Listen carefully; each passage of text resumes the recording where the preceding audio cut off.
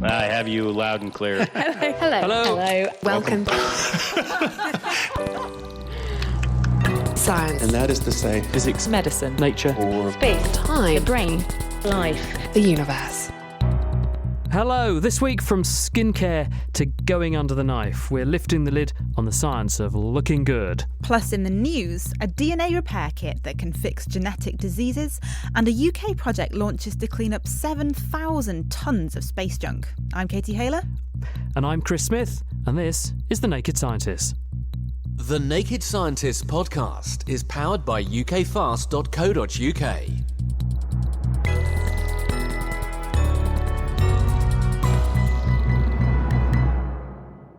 First this week, scientists in Cambridge have developed a system to fix a class of devastating genetic diseases called mitochondrial enzyme defects. Charlie Gard, a little boy who became a high-profile case at Great Ormond Street Hospital and who sadly died last year, had one of these conditions.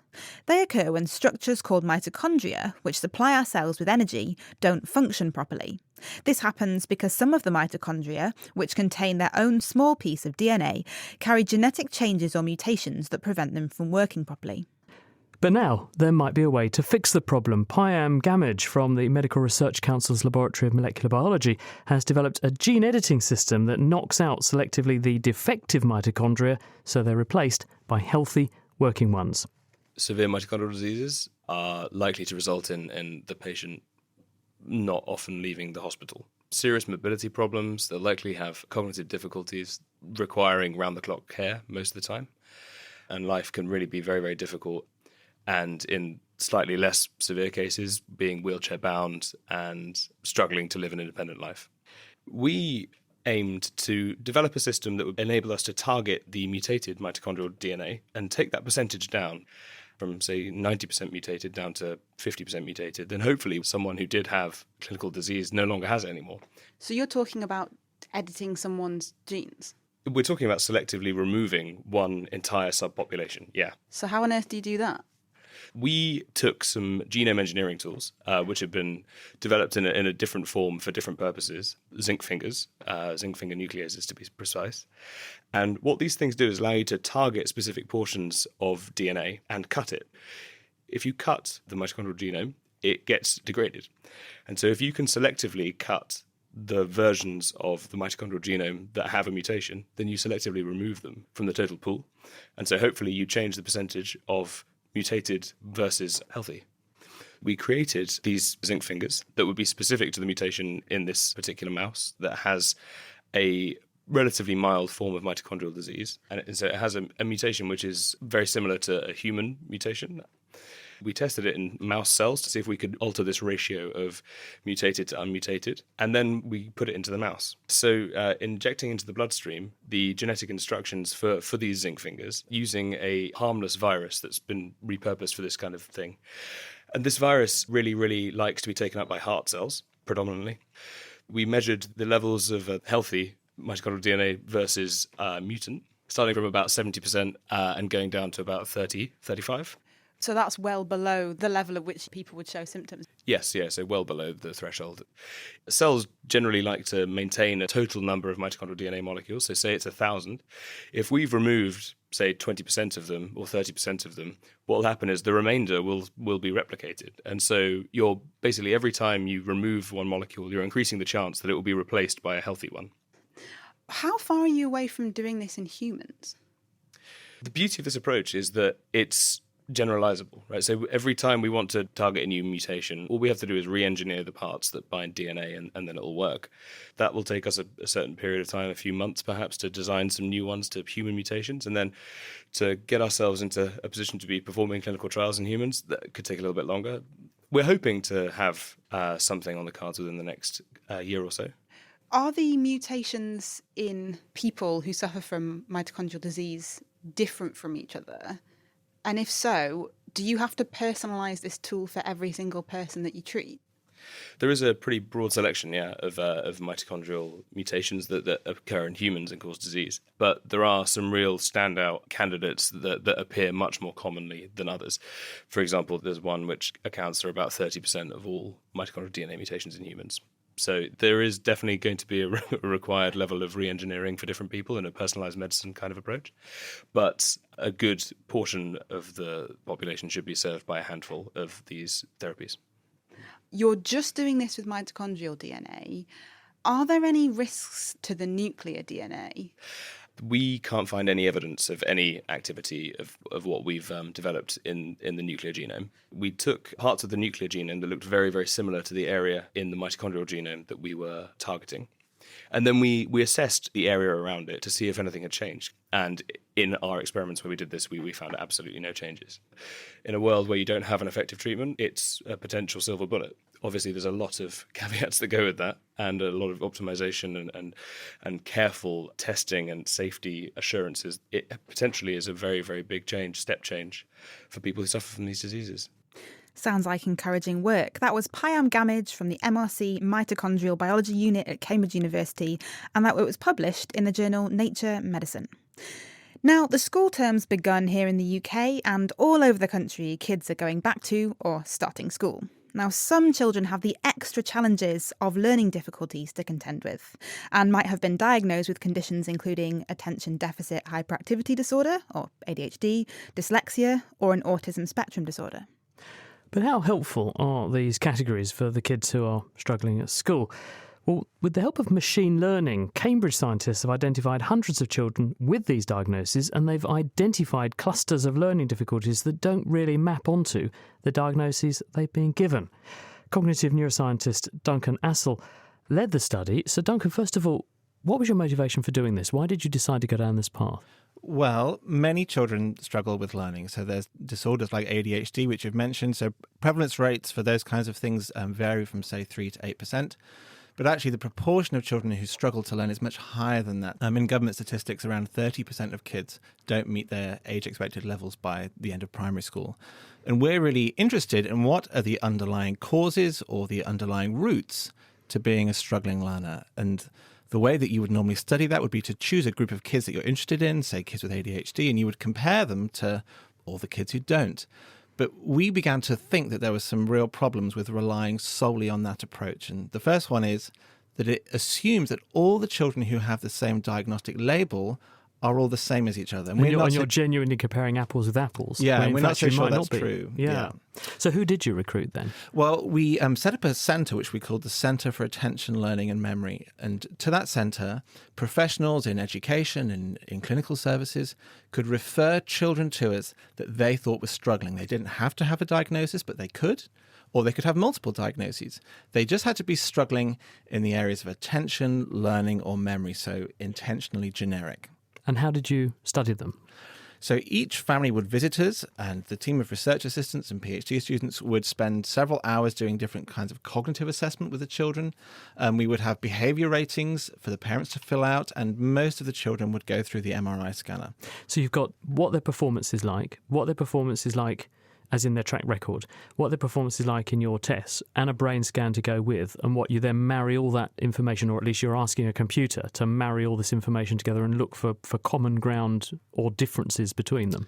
Essentially, yes. So we took many of the cognitive assessments and we fed them into a machine learning algorithm. So machine learning sounds kind of fancy, but actually we use it all the time in our everyday lives. So every time you type something into a search engine, behind the scenes, there's an algorithm which is learning about that information that you're feeding it. And, you might notice that things appear in your adverts that correspond to what you've searched for. So our machine learning algorithm was learning about the cognitive data that we fed in from these kids. And what it learned was that there were different profiles of children with different profiles of cognitive difficulty. What does that mean in practical terms? When you say the different profiles, are you saying, say I had a diagnosis of ADHD, I've got that label, but actually my ADHD may be quite different from the label of ADHD you might receive, for example? Yeah, exactly. Because one thing we could then do is check about what the machine learning algorithm has learned and see whether it's really learned the categories, the diagnoses the kids came with. And the data showed very clearly that's not what the machine learning was learning. Children who had a diagnosis of ADHD could have very different profiles from each other. They could have very different cognitive strengths and difficulties. And that's a real challenge in trying to think about how we support those kids. Does this mean then our categorisation's just wrong? We're putting people into narrow bins of problems, and in fact it's much more subtle than that, and we need much sort of narrower but wider categorisation. I think it means that the diagnoses, we're not thinking about them in the right way. So they're not kind of like medical diagnoses. They're much less discrete and clean than that. And we don't really understand what the underlying causes are. And so we still think that a diagnosis is a real landmark moment for children and families when they get some professional recognition for the challenges they've been facing. The question is, how do practitioners then best support those kids, and how do we equip those practitioners to do that? And the answer is simply knowing the diagnostic label itself isn't enough information to go on. Indeed. At the end of the day, we're dealing with an individual here who's got a problem that they want help solving, isn't it? So does your tool give us a better insight into, OK, we can identify where this person's weaknesses are, so we can then go to the classroom and say, if you augment the training in this direction, or give this person extra aids, perhaps more stimulation, more practice in this area, this will help to develop this area that they are clearly deficient in? Well, we believe so. So, for example, in the data, a large portion of the children have problems in short-term or working memory. Those children could have a diagnosis of ADHD, they could have a diagnosis of ASD, or they could have no diagnosis at all. Autism spectrum disorder. Autism spectrum disorder, or they could have no diagnosis at all. But we know that if you try and reduce working memory demands in the classroom, then kids with poor working memory will do better. So we already know that there are some interventions out there that are effective for these kinds of cognitive difficulties. It's just that they seem to cut across the traditional diagnostic boundaries that we've kind of hitherto believed in. A lot of people are not going to have the recourse to a machine learning algorithm, an MRI scanner, and your brain, Duncan, with all due respect, in order to do this, are they? I mean, is this deployable on a grand scale? Within schools, there are specialists called special educational needs coordinators, and there'll be one of those in every primary school, and they receive additional training in how to support children. And it would be useful for them to be trained in understanding what are the different areas of cognition that children can struggle in, and how do we assess those. I guess we'll have to wait and see, is what you're saying, isn't it, Duncan? Thank you very much. That's Duncan Hassel, and his paper has just been published in the journal Developmental Science. So what we were trying to do with this paper is to demonstrate the ability to type using brain signals, anywhere between approximately 4 and approximately 8 words per minute, a factor of between 2 and 4 faster than what's been demonstrated before. Each month, the eLife podcast talks to some of the world's best scientists. Join me, Chris Smith, as I hear about breathtaking discoveries hot off the press. Find the eLife podcast on iTunes or listen and download for free from nakedscientist.com/elife.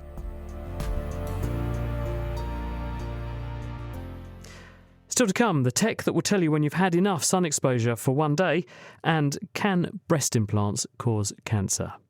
But first, imagine saving up for years to buy a new car, but to get it home, you first have to drive it through a pile of old metal, meaning you end up taking the sides off of it in the process. Oh, it sounds far-fetched, but it's effectively what's happening to the new satellites we're sending up into space, because the planet is surrounded by a sea of orbiting junk left behind from our previous forays aloft. And this rubbish is threatening to jeopardise technology worth millions. Now, scientists across Europe are taking this particular bull by the horns with an imaginatively named project called Remove Debris. Izzy Clark spoke with Surrey Space Centre director and leader of the project, Guglielmo Aglietti. Currently, there are more than 7,000 tons of stuff up there in space, and mostly are old satellites or the final stage of rockets, things that have been put in orbit maybe decades ago, and they are still there spinning around. Some of them have broken into bits. It is a problem because this stuff in orbit travels really fast, and so even a small fragment hitting a new satellite could destroy this new satellite. Imagine spending all that time researching a brand new satellite only to launch it into orbit and then have it destroyed by a piece of space junk. Guglielmo and his team is planning to change all that.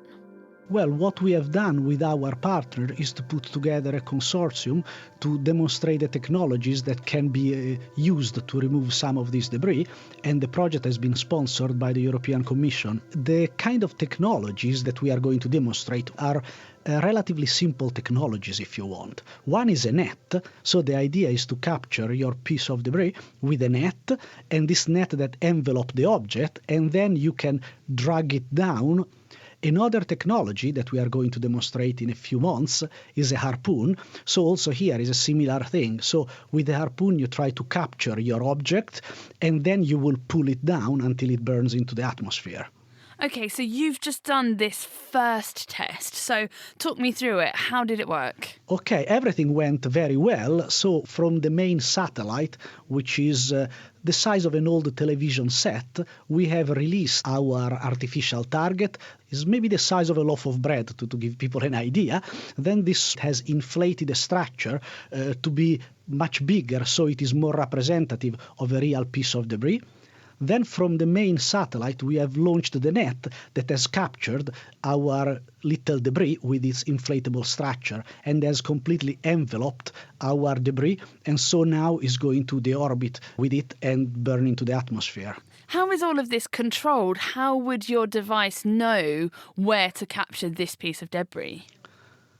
Well, in our case, we have released our own piece of artificial debris, so we knew where it was, and therefore it was relatively easy to recapture it. In a real scenario, the first thing that the satellite will have to do is to get closer to the potential target. So you would have to have a more sophisticated control of the satellite in order to get closer to your target.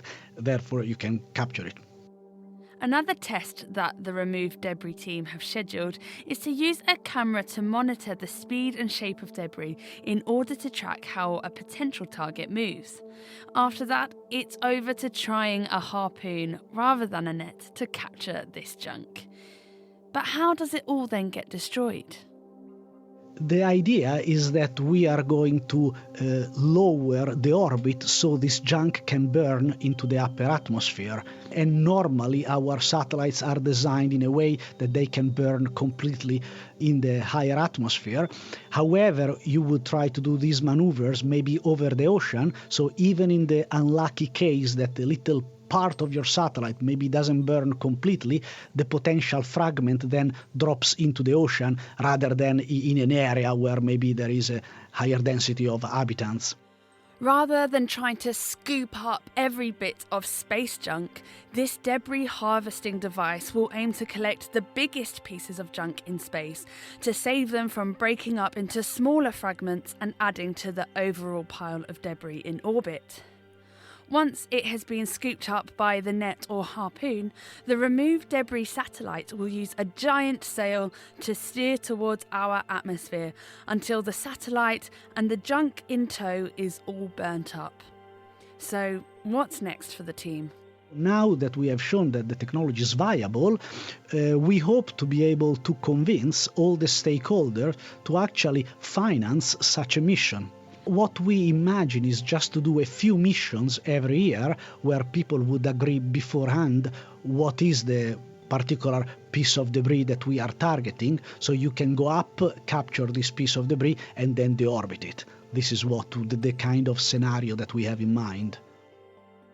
Well, it sounds to me like they have got a monumentally big job on their hands. That was Guglielmo Aglietti from the Surrey Space Centre, and you can watch a video of Project Remove Debris in action on their website if you're so inclined.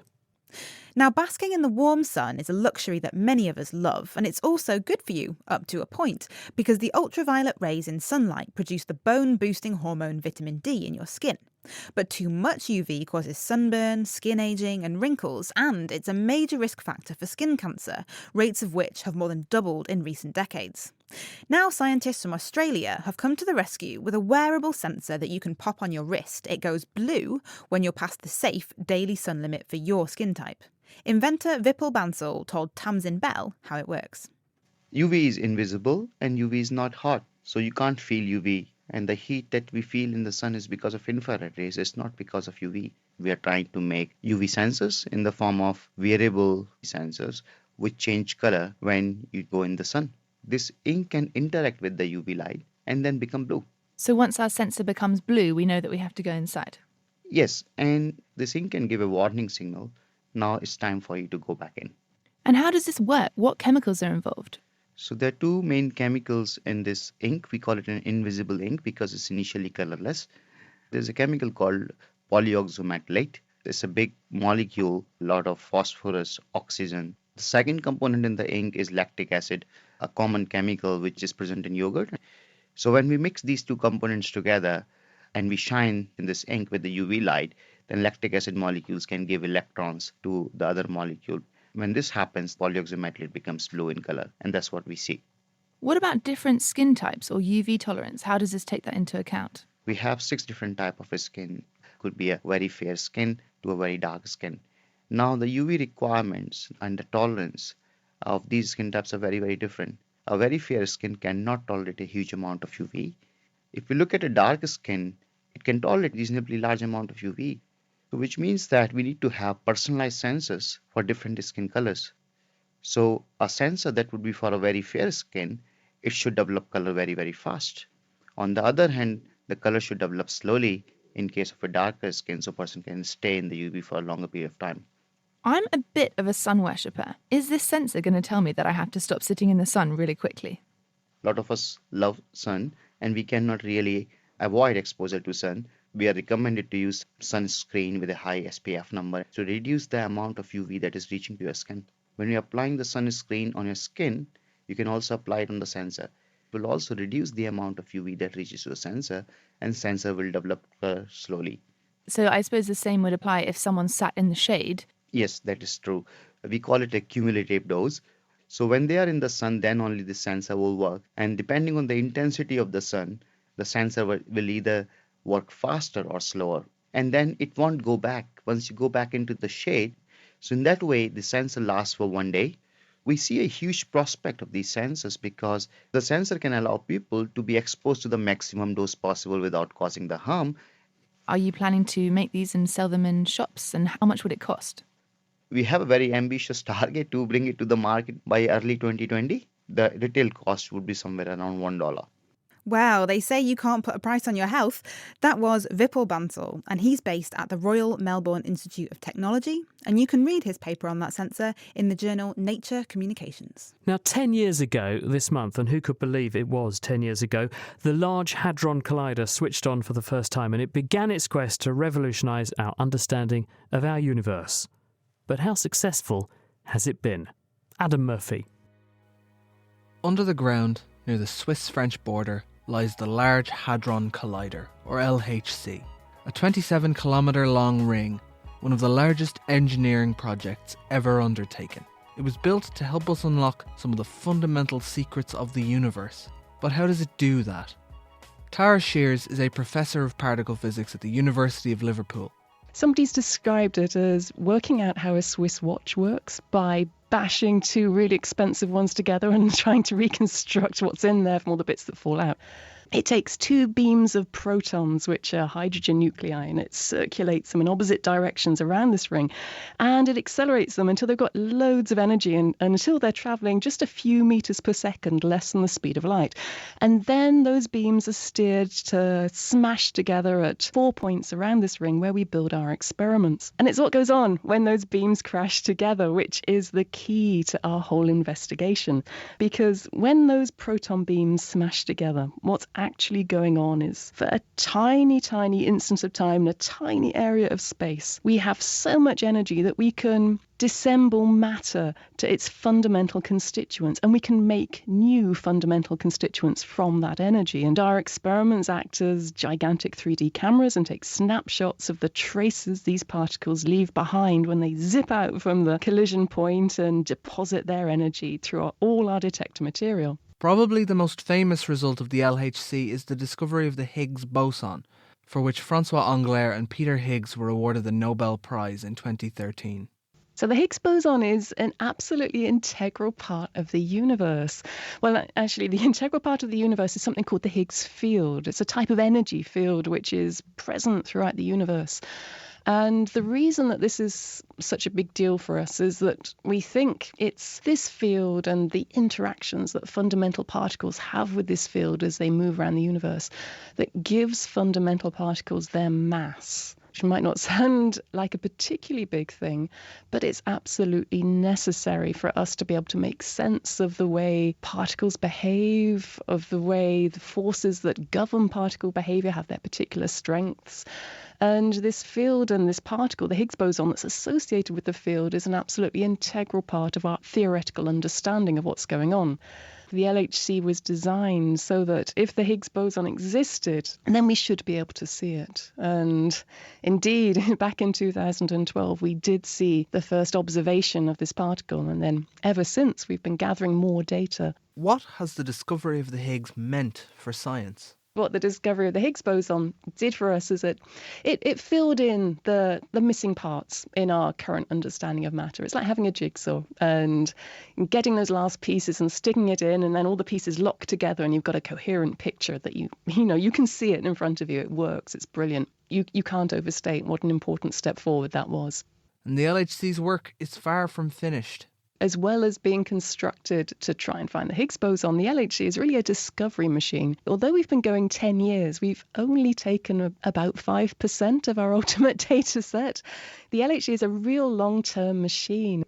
We're thinking that it will carry on until 2035, maybe even a little bit longer. So there's an awful lot more data to come. So if you think what we've already done with the 5% of data that we've got with the discovery of the Higgs and all these other investigations that have told us more about the limitations of our theory and the limitations of our alternative hypotheses, I can't tell you what's going to come out of the next 95%. And this is the thrilling thing about doing research. The data that we're collecting tells us something new, and I'd be foolish to try and guess what's out there. And what was it like to be a particle physicist that first day, 10 years ago? Oh, it was just amazing to see the evidence for this first beam go round. It was quite awe-inspiring, actually, when you think of all the engineering, all the design, all the work that had gone into this machine, and yet it worked when they switched it on. I mean, I still find that incredible. It's a massive endeavour. There aren't many massive endeavours on this scale. For us, it's almost akin to the moon landings and the space race in terms of going out there and finding out what there is. It's another one of these endeavours of mankind that make you think mankind at heart is brilliant if it can do this sort of thing. Tara Shears from the University of Liverpool there, speaking with Adam Murphy about the giant leaps that the LHC has helped us to make in the 10 years that it's now been operating. In the meantime, if you'd like to catch up with any of the stories we covered this week, the transcripts and the references to the published papers behind them are all on our website. You can find that at nakedscientists.com. The Naked Scientists podcast is produced in association with Spitfire, cost-effective voice, internet and IP engineering services for UK businesses. Find out how Spitfire can empower your company at spitfire.co.uk. Now, a bit of a personal question here, Katie. Do forgive me. Now, when did you last have a look in the mirror?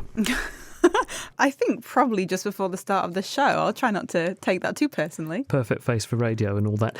Now, look, don't worry. The reason for actually asking that, and you haven't got the remains of your lunch down your front, the reason I'm asking you is because most of us set enormous store, of course, by physical appearance, both of ourselves and other people. The job you do, the person you end up marrying, the perception others form of you, it's all down to how we present ourselves, and consequently, the fashion and cosmetics industry is estimated to be worth over $500 billion every single year. So, in this half an hour, we're going to reflect on the science of skincare, the chemistry of cosmetics, and also the safety of surgery. But first, to find out why the way we look is so important to us, I went to Anglia Ruskin University to see social psychologist and body image expert Viren Swamy. There are a number of different theoretical explanations. The most dominant one is probably an evolutionary psychological one, that we try and look good because we want to attract mates. And the way we demonstrate our health and fitness is primarily through our attractiveness. So the idea is that attractiveness is highly linked with health and fertility, and that people who look attractive are more fertile and healthier. So we try and demonstrate our effectiveness or our propensity to mate with other good-looking people by demonstrating our own attractiveness. There is also a cultural explanation, which is simply that we are generally biased to perceive attractive people as having better personal qualities, being more sociable, being happier, being better at work, and all kinds of other personal qualities. And if you have that bias, or if you internalize that bias, then you want to look good because you think you will accrue the rewards of looking good. There is also a neuroscientific explanation, which is that our brains process attractive people as more rewarding. There is a part of the brain called the nucleus accumbens, which shows heightened activity anytime we see attractive people. And the suggestion from neuroscience is that our brains like it when we see attractive people, so we try and demonstrate our own attractiveness. Now, I've made a bit of an assumption that everyone pays attention to how they look. Is that true? There is evidence to suggest that most people pay attention to how they look, but also that they conform to different standards of grooming. So most people have an idea of what's expected of them societally in terms of what they should look like, whether it's in occupational settings or in romantic settings or in daily life. They also have an expectation of what they should look like in terms of their grooming. There are also individual differences. So, for example, there are studies suggesting that people who are higher in what we call appearance investment tend to spend more time focused on their appearance and also tend to believe that their own appearance has a huge impact on life outcomes, like whether they get a job or whether they're likely to find a dating partner and so on. People who are low in investment appearance tend to think that appearance isn't really particularly important, and they consequently spend very little time on their own appearance. There are also other kind of factors that might relate to how important you think appearance is, and also your use of cosmetics, for example. There is some evidence to suggest that people who are, for example, higher in what we call oppressive beliefs, so people who are more sexist, who are more hostile towards women, are more likely to believe that women in general, but also their partners, should use cosmetics. So in my handbag, which is sitting in the corner of your office, I've got some mascara, some foundation, some lipstick. I'm probably not alone. Why do so many of us paint it on our faces? I think there are a number of reasons. If you look at it from a cultural point of view, particularly for women, I think there is pressure to conform to stereotypes of what femininity is. At the individual level, the reasons might be very different to why someone might choose to use cosmetics compared to the political or the social levels. There's a good deal of data to suggest that when women wear makeup, they feel better about themselves. When women wear cosmetics, they feel more confident, they feel more self-competent, and they also perceive themselves experiencing better rewards as a result. And have the same studies been done on men or people of other genders? Not at the moment. So we know very little about men who use cosmetics, and particularly men who use makeup. There is evidence to suggest that the use of makeup among men is increasing, but we don't know necessarily about the outcomes. One of the difficulties with men and cosmetics is that historically, at least, the use of makeup in men was considered transgressive in terms of their masculinity. More recently, there is evidence to suggest that the use of makeup has been incorporated into some forms of masculinity. What about other people's opinions of us then? Can, for instance, wearing makeup change the way someone else might behave towards me? Again, it's really difficult to know whether they're responding to you because of the makeup or because they perceive you as being more attractive. I think there are two separate things here. I think one is the kind of the general response from other people. It's quite possible that they're responding, for women particularly, to you using makeup because they perceive you as being more feminine, as opposed to when you don't use makeup and you're perceived as being less feminine. So there are lots of interactions between the perceptions of people based on whether or not they're using makeup. There are also studies suggesting when women wear makeup, they're perceived as being more competent, particularly for high-powered jobs, because again, it's consistent with the perception of what's required for those jobs. So it's really difficult to know whether the response at the level of the general population is to you because you're wearing makeup or because you're conforming to societal norms about what you should and shouldn't do. So if I go to a job interview and I put on some makeup, is that really going to increase my chances of getting the job? It turns out it is possible, and it's certainly likely that you increase the likelihood of you having a successful outcome from that job interview. But I suspect this is partly a function of the people who are interviewing. Historically, at least, job interviews tend to be dominated by men, and they have certain expectancies about what they would like and don't like their women to do. And the assumption here would be that women who wear makeup are kind of conforming to a gender role, and men feel more comfortable when women conform to that gender role. Women on interview panels might be doing the same thing, so they might be assuming that when other women coming for a job are conforming, they feel better and safer around those women. And there's evidence to back up that notion? Mm-hmm. Yes. The other really interesting thing is how a partner might respond to you. And this is particularly true of men's responses to their female partners in heterosexual relationships. There is some evidence to suggest that when heterosexuals are in committed relationships, men generally don't like their partners to wear makeup. And this might be because they perceive it as a means of attracting other partners, and so they experience greater feelings of jealousy. One of the nice things about social psychology is that we also know that the importance of first impressions drops off very quickly. So the kind of importance of physical appearance matters most in the absence of any kind of social interaction. So when you see someone for the very first time, you make a judgment about that person based on their physical appearance alone. And that makes sense because you've got no information about that individual. But once social interaction begins, and this is also true of interviews and job interviews and so on, but also romantic relationships, for example, once you begin to have social interactions, you begin to piece together a much fuller picture of the individual, and you're kind of gleaning much more satisfying and richer data. And you begin to use things like reciprocal information, whether you're exchanging information with the other person, whether you're exchanging intimacy, whether you're exchanging useful information with the other person in a job outcome. Things like similarity also then begin to matter as well. So kind of the key point is that although appearance really is important, particularly in kind of occupational settings, the importance is often overestimated. So perhaps we don't need to worry too much about any bad first impressions. That was Viren Swami there from Anglia Ruskin University. Very thought-provoking, all of that. Now, more extreme than wearing makeup is resorting to surgery to alter your appearance. And one currently very popular body modification is breast augmentation. For the uninitiated, this involves inserting a bread roll-shaped implant filled with either a silicone gel or a saline solution underneath the breast tissue, and this makes the breasts look larger. People say it gives them more confidence and also more satisfaction with their body. But the procedure has since been linked with an increased risk of developing a cancer of white blood cells, which is called anaplastic large cell lymphoma, or ALCL. Cambridge University's Suzanne Turner has been studying it. First of all, Suzanne, can we put some numbers on this? How many breast surgeries to do breast augmentation and place implants are being conducted worldwide every year? About 6 to 10 million per year. Oh, huge numbers. Huge numbers, yeah. OK. And this condition, how did it first come to light? So the first case was reported back in 1997 now. And this was a case that was in the literature, but not much attention was paid to it to begin with. Tell us about the disease then. When someone has ALCL, what have they got? How would they know they had it? So it's generally a sudden swelling, normally in just one breast, which can come on from anything from 1 year to over 10 years past surgery. That swelling tends to stay around. It can also come as a lump, either in the capsule that forms around the breast implant. So this is an area of fibrous tissue that forms in response to the breast implant, and lumps and bumps around that area can also be a sign of ALCL. So painful or painless? Both. Women have reported all sorts of ranging symptoms associated with this. Interesting. So the disease actually happens locally to the implants happening, but what, one side, both sides? Generally one side. So what do we think the mechanism is then that encourages this particular tumour to form? So there are a number of theories out there. So the first one is that it's infection driving this. So during the surgery, perhaps some infection gets involved, and this lingering infection leads to the white blood cells proliferating out of control and becoming this lymphoproliferation, this cancer.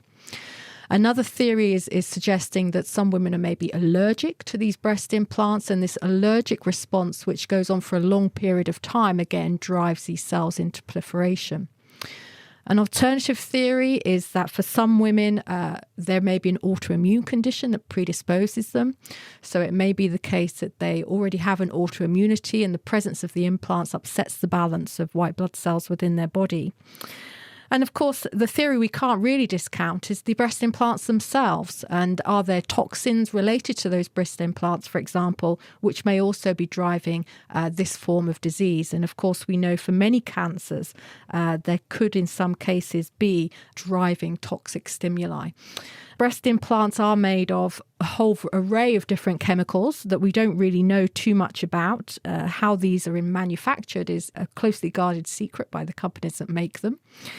And so I think all four theories aren't necessarily mutually exclusive. I think that there may be a multitude of mechanisms towards this particular cancer, and that for some women, they may be at a higher risk than others due to predisposing conditions.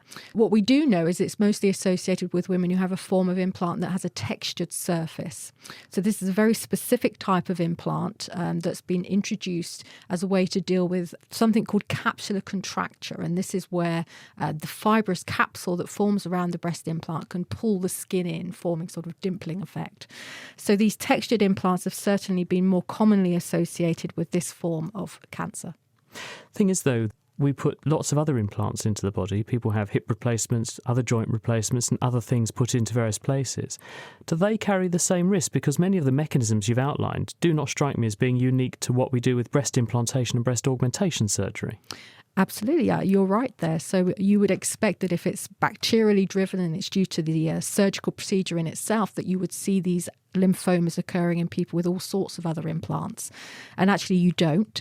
There are some rare cancers that have been associated with metallic implants, but for the most part, we only see breast implant-associated ALCL with breast implants. So I think that gives us some clues as to what's really driving this. What's your overall risk then? Because there may well be people listening to this, if they're one of that very large cohort, millions of cases a year having breast augmentation. What's your risk of having this condition?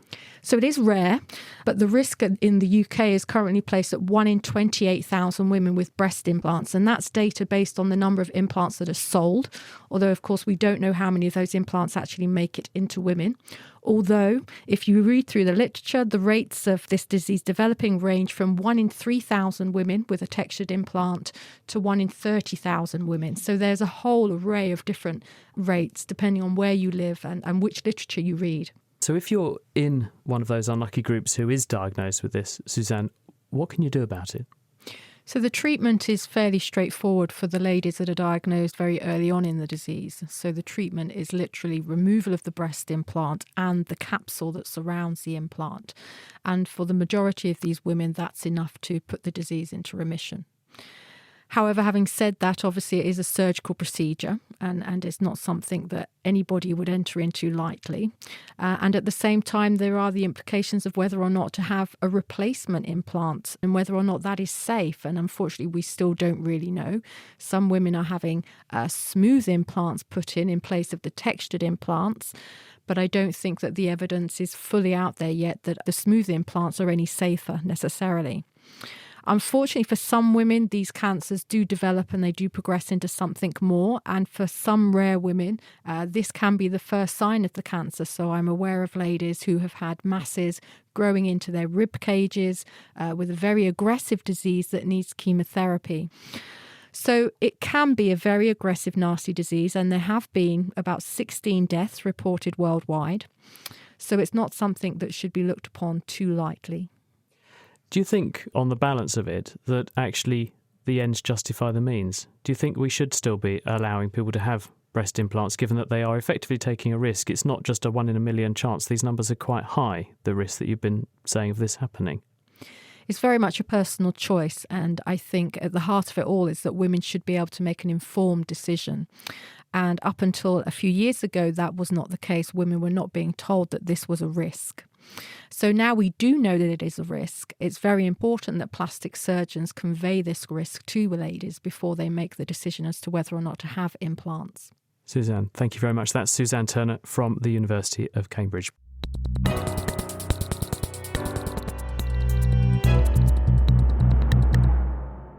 Still to come, do anti-wrinkle creams really work? But first, let's just slap on a bit of lippy. We heard earlier why many people wear makeup, but what's actually in these creams and powders? John Emsley is a chemist and author of the book Chemistry at Home, Exploring the Ingredients in Everyday Products. Now, John, I've got my little makeup bag here in front of me. Can you tell us about a few of these products? I have just put on some rather nice deep purple lipstick. What actually is it? Well, what you're putting on is something like a wax or an oil mixed together with a colour or a dye with it. And there are other components. There are about 20 components in some lipsticks. But basically, you're doing what ancient Egyptians did, what ancient Romans did. You want to highlight your lips. In those first things, they were using quite dangerous materials. They're using things like cinnabar, which is deep red, but of course that's a mercury compound. Today we use safe dyes, and there's no risk of being affected by anything that you put on your lips. Well, I'm very glad to hear it because I've just put some on. Now, I've just taken a sip of my cup of tea that I've got here in the studio, and unfortunately I now have purple on the cup. Oh dear. Is this supposed to happen? Well, modern lipsticks were invented about 100 years ago in America, and there were lots of faults with them to begin with. They were greasy. In cold weather, they snapped, broke off. In hot weather, they melted. They tended to pick up germs, so they very quickly became infected. Well, of course, today, all those problems have been solved. You've got a better range of colours. You can make it glossy. You can make it even sparkle. And, of course, today, we'd like to think of the colours that you're using are impermeable. In other words, they won't pass from your lips to whatever you touch. I'm afraid to say I'd go around and look for something slightly better if I were you. So, secondly, mascara. It's a common thing to find in the makeup bag. This is put on my eyelashes. What is it? Well, again, mascara's been around since ancient times. And the very first mascaras were using something called coal. Now, coal, again, there are minerals. There was an antimony mineral and there was a lead mineral that people used in those days. But you're going back now to ancient Egyptian times again. Today, of course, they're much safer. What you've got in a mascara is a wax base, and some of them actually use beeswax or carnauba wax and things like that. They tend to mix that with an oil, so it's much more flexible than just the simple wax. You also want something that keeps it permanently soft, like glycerine, glycerol. You also want other components there. You want obviously a dark component. Today you tend to use carbon black, or there are very black iron oxides. You don't want, of course, there to be infection in your mascara because you don't want your eyes to become infected. And, of course, you need some protection against germs and things like that. So it's a very complex mix. But today I think they're about as safe as it's possible to be. Another thing I found in my makeup bag is a foundation liquid. What is foundation? Well, the idea of foundation is to protect the skin of the face and to mask blemishes. And so lots of things can be included in foundation. Generally, there are different forms of iron oxide, so you can get the skin tone that you're looking for.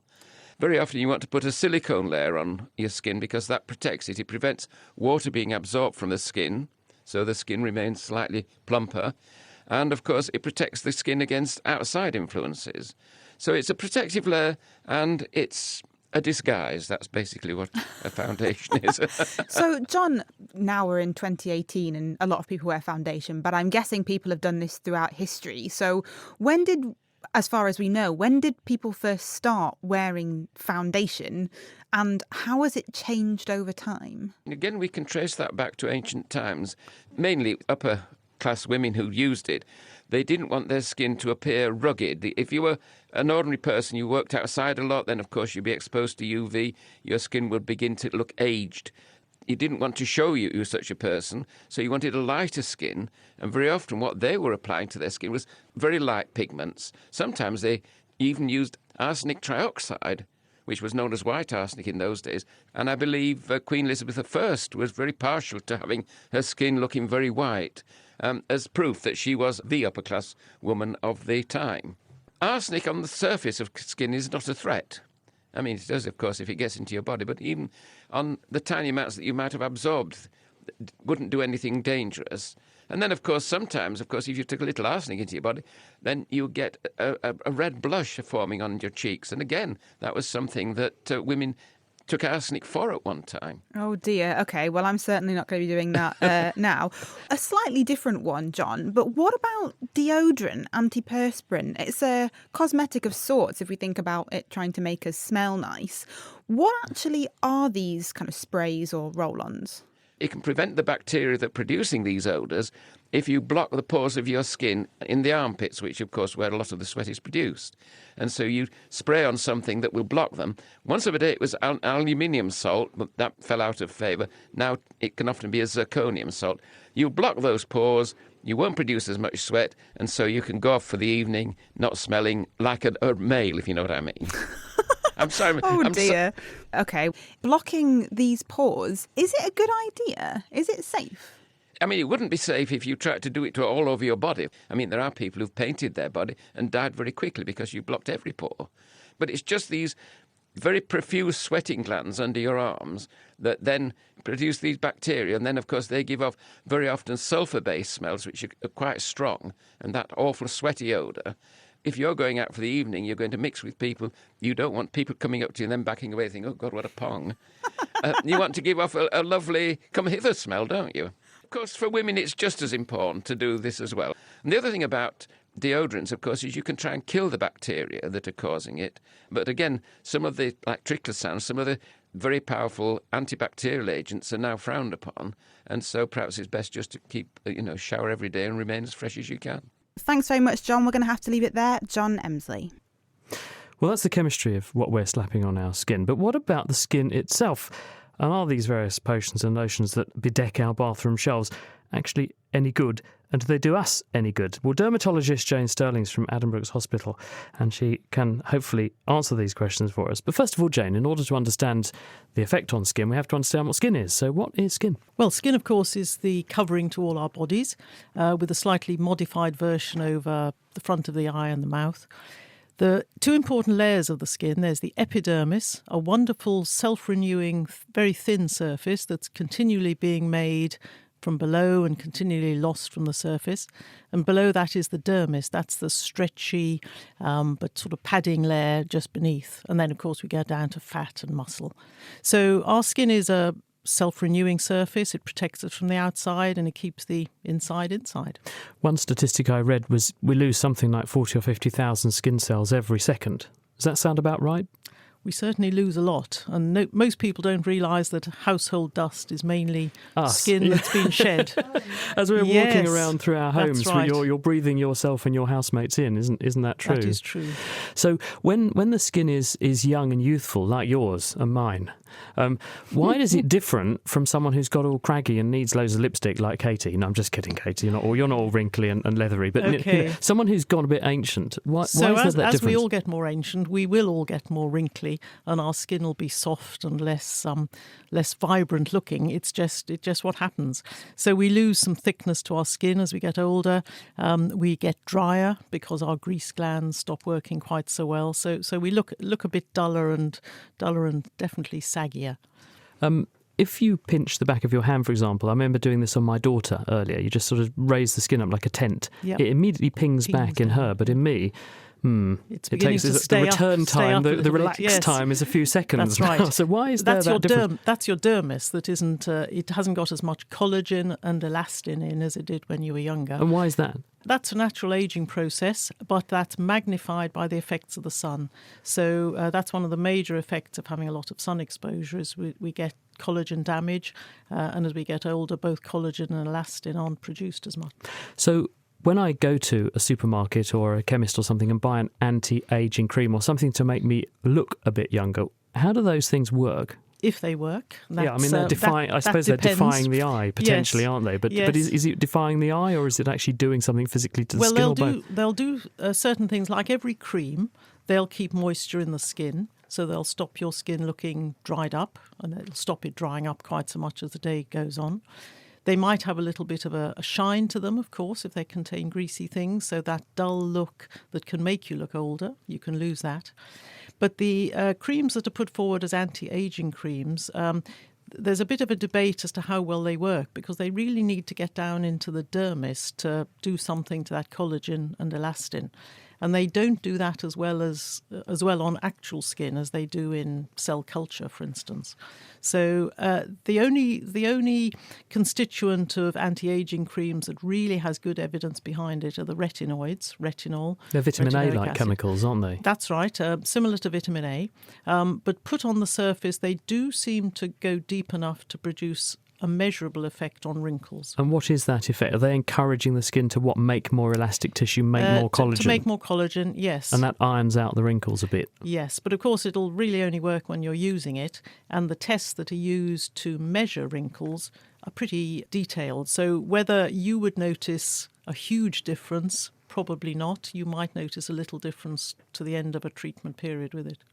And when one does slap on lots of makeup day after day after day, relentlessly, is there evidence that that's bad for you? Does that age, harm or damage the skin, or does it not make any difference? Well, as long as you don't react to the makeup you're putting on, you don't develop an allergy to it, which is always possible, and as long as it's not a drying, dehydrating effect on the skin, then there should be no long-term problems. For makeup, one other thing that you can sometimes do, if it's a really heavy sort of concealer makeup, it can bring up acne spots, but otherwise should be no long-term damage. That's a relief. Jane, thank you very much. That's Jane Sterling. She's a dermatologist at Adam Brooks Hospital. And thank you very much to our other guests this week, Viren Swamy, John Emsley and Suzanne Turner. And interestingly, we put out a recent Twitter poll asking you listeners if you do or would use anti-aging products, and the majority of you said yes. Now, to finish the programme this week, Sam Brown wants to whet your appetite with the answer to this question from Daniel. If I stand in the shallow end of a swimming pool, I don't feel the pressure of the water around my legs. But if I put my wellies on and stand in a deep puddle, I do feel the pressure of the water on my lower legs. Why is this? Forum user Bored Chemist thinks that it's likely to be the wellies, causing uneven pressure that is noticed by us. Pressure from fluids is the product of three combining effects: the acceleration due to gravity, the depth of the fluid layer, and the fluid density. Professor Colm Caulfield from the Department of Applied Mathematics and Theoretical Physics at Cambridge University agrees. It turns out we're all under pressure all the time. There's 100 kilometres of the Earth's atmosphere pressing down on us. Think of a hat with a square rigid brim of 10 centimetres by 10 centimetres. When we do the calculations, we find roughly 100 kilograms of atmosphere is pressing down on that hat. It sounds like a lot, but we are used to it, and so we don't typically notice. What we are actually strongly sensitive to are changes in pressure.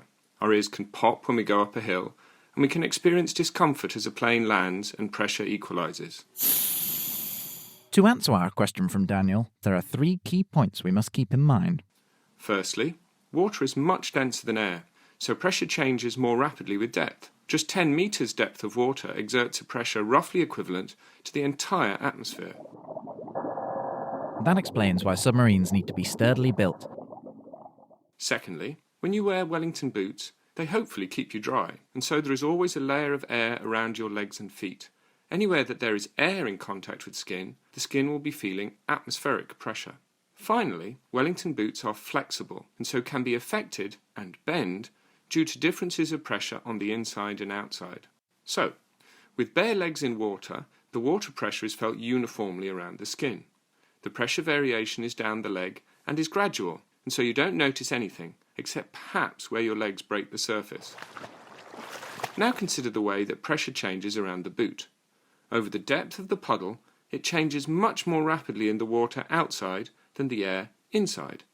If the puddle is deep enough, eventually the pressure difference will be big enough to cause the boot to buckle, and the rigidity of the boot will shift the forces around, squeezing your legs and toes in certain places. It is this contrast in where the boot touches and where it doesn't that we notice. So there you have it. As for what we can do about it, maybe try wearing chunky socks next time to keep the wellies from buckling inwards. In the next question of the week, when it's all over and the smoke clears, we hope to be left with the answer to this question from Bethany. My colleagues and I have had a rather heated debate in the office recently, sparked by one of them saying that second-hand smoke is more likely to give you cancer than actually smoking a cigarette. I was shocked when I heard this and struggle to believe it. What do you guys reckon? Is she right? Well, they say there's no smoke without fire, so is this a myth or is there a spark of truth to it?